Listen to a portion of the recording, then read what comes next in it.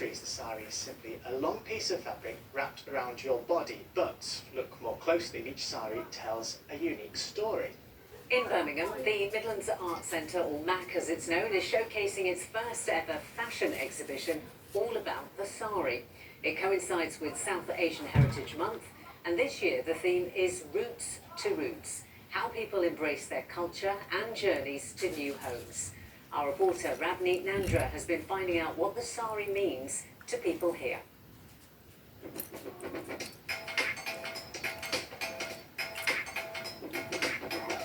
From the colourful to the dazzling, traditional to the modern, how has a 5.5 metre piece of fabric stood the test of time? At the Midlands Art Centre in Birmingham, they're delving into the roots of the saree in Saree Stories. Women from all over the Midlands sharing what a saree means to them. The saree in itself captures a lot, just as a drape. So how it's woven, the colours, the texture will tell you a lot about what it is and where it's come from. You know, there are stories of happiness and how the saree has been handed down from generations, the grandmother wearing saree to the mother, or someone's running a marathon in a saree. And there are some not so happy memories have come through as well. I loved capturing saree stories, as I said, you know. It tells us a lot more that are in the folds of those sarees. The saree is centuries old from the Indian subcontinent. Before British colonial rule in India, the saree was worn without a blouse, but this was deemed indecent by the British in the Victorian era, which led to the introduction of the blouse. You see them worn in almost every Bollywood film, and it's now the style we see today across the world, even on me.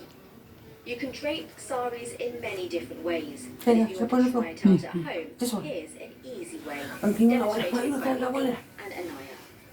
Usually you wear a petticoat, you can wear a petticoat, but I'm actually going to create the waistband by knotting the top of the saree. Yeah, I'm going to turn around. If you turn around, I'm going to actually make the pleats in the back, which actually, in Orissa, this is what they do. Okay. Right, so we've done the pleats here, and now if you turn around again, we're now going to do a drape it depends here, which way you want to do it. like a waterfall drape.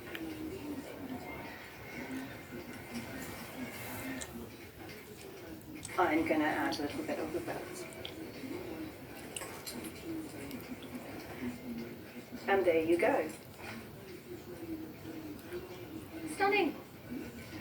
Sarees are now being taken further, beyond the traditional.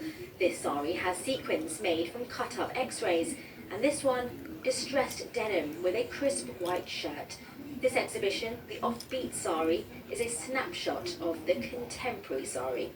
The saree is one of the most ubiquitous garments on the planet, but I don't think its contemporary form is very well understood. But in the last decade or so, the saree has undergone a massive transformation. It's being worn in so many different ways. Designers are experimenting with it. It's being transformed at the hands of its wearers. A lot of women are wearing it as an expression of their identity, of kind of female empowerment, of activism, of resilience, of resistance, and there's so many really amazing stories that I wanted to bring them to life in the gallery. And fashion designer Deshaun Gill from Oldbury has done just that, reinventing his mother's wedding saree, first worn 35 years ago, but still keeping true to his roots. It's a really special and personal piece for me because I'm combining both my culture and my work ethic in terms of streetwear as a space that I make fashion in. So I'm able to bring those two worlds together and make this mad fusion.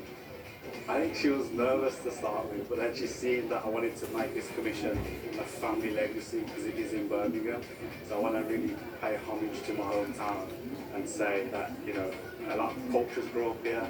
So I've been able to bring that to life in a fashion piece and give that family legacy element to it as well. Stories that take us beyond the folds of the saree. Ravneet Nandra, ITV News.